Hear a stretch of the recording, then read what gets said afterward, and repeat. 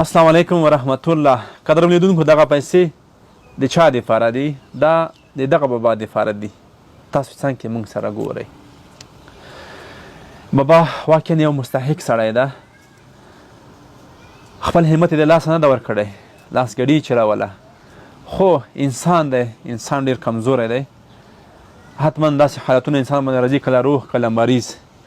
بیا چې کله عمر تیر شي نو حتما هغه انرژي ختمه شي، هغه ځواني ختمه شي، هغه د زړه زور ختم شي.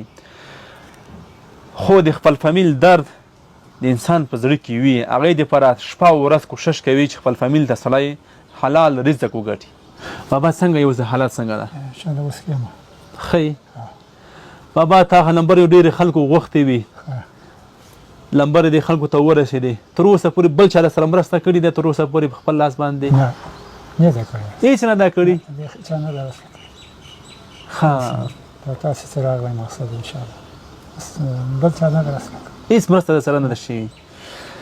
لیدونکو ځینې خلک شته چې د بابا نمبر یې غوښتې چې موږ سره مرسته کوو، خو نن بابا په خپله خوله باندې وایي چې ما سره هېڅ مرسته نه ده شوې. هغه چا چې د مونږ په لاس باندې مرسته کړي، کور یې ودان خوشحاله اوسئ، سلامت اوسئ، او ستاسې مرسته به مونږ ورته یوه روپۍ هم سپارو، حق ده، سپین ږیری ده. دی د خپل کور د نفقې دپاره خفه و. کاکا چې له ګردیز نه تر خوست راغلی او خوست ته یې سیمه راوړې وه، د ده هدف دغه و چې په خوست ولایت کې د خپل فامیل لپاره حلال نفقه وګټي. هو الحمدلله هغه هیله یې پوره شوله. زمونږ به ستاسو وروڼو سره دومره مرسته وکړه، شاید په 2 او 3 کلو کې هم په ګاډۍ باندې درنه وګټلي. خو غیرتي خلک شته.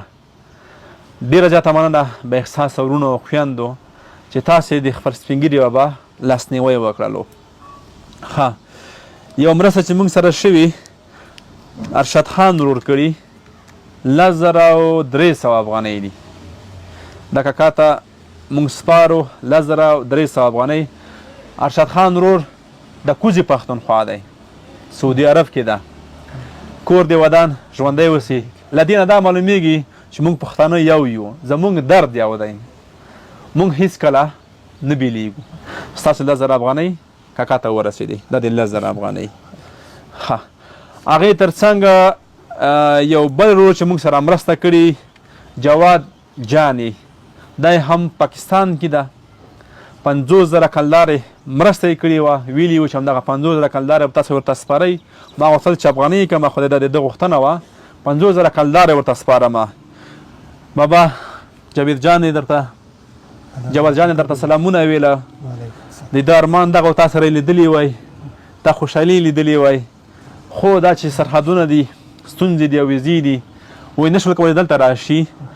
50,000 کلدارې یې درته رالیږلي، دغه موږ درته سپارو. ورور ستاسو امانت دغه د بابا ته ورسېدلو، دا د 50,000 کلدارې.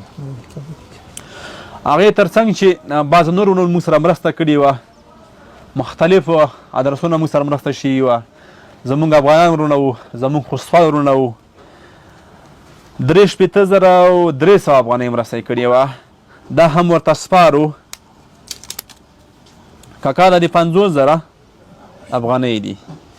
د هغې تر څنګ د 14,300 افغانۍ دغه راځي، دغه دې مو واخله. دا د 14,300 او د 50,000 افغانۍ. قدرمن لیدونکو ستاسو امانتونه ټول کاکا ته ورسېدل. کور مو ودان خوشحاله اوسئ، موږ هم خوشحاله یو، کاکا هم خوشحاله دی.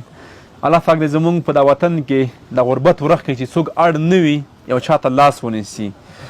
ځکه موږ تاسو کې یو متل دی، وایي مړ شي مجبور مه شي. مجبوري ډېره سخته ده، الله دې په هېڅ انسان باندې نه راولي. بعض وروڼو غوښتنه کړې وه چې کاکا ته خوراکي مواد واخله. خوراکي مواد موږ ځکه ورته وانخیستل، کاکا کور پکتیا ولایت په ګردیز کې ده، دی په خوست ولایت کې مسافر ده. که موږ ورته دغه شیان اخیستي وای شاید دی په زحمت شوی وای. دا چې د اختر شپې ورځې را نږدې شوي دي، کاکا دغه پیسو سره د خپل فامیل ته لاړ شه، هغې سره د خوشحاله اختر وکړه، هغې سره د پاتې روژه هلته تېره کړه. دا د زموږ د ټولو هېوادوالو هیله وه، دا د زموږ د مسافرو هیله وه، دا د زموږ لیدونکو هیله وه چې کاکا بېرته خپل کور ته رخصت کړي. دا چې نن 18مه روژه ده، کاکا انشاءالله مرستې وشولې، د ډېرو هیوادوالو غواړي چې هغه خپل دسترخوانونه رنګین کړي. شاید تاسې د اول روژې نه تر اتلسمې روژې پورې دا هیله وه چې خپل دسترخوان رنګین کړئ، هغې دپاره مزاحمت استغفاري مو کوله، نه وی توانېدلي. خو الحمدلله که د خلکو په مرسته باندې دې وکولی شول هغه دسترخوان دې رنګین که کولی شي نن ځان ورسوه خپل کور ته او خپلو بچیانو ته چې هغه هیله یې پوره شي، چې هغه دسترخوان رنګین شي، هغې دپاره حلاله نفقه پیدا شي. کاکا څومره خوشحاله یې اوس؟ ولې نو دا خپرونه په همدا خوشحالۍ سره پای ته رسوو. تر بلې خپرونې ښې چارې ښه وخت درته غواړم.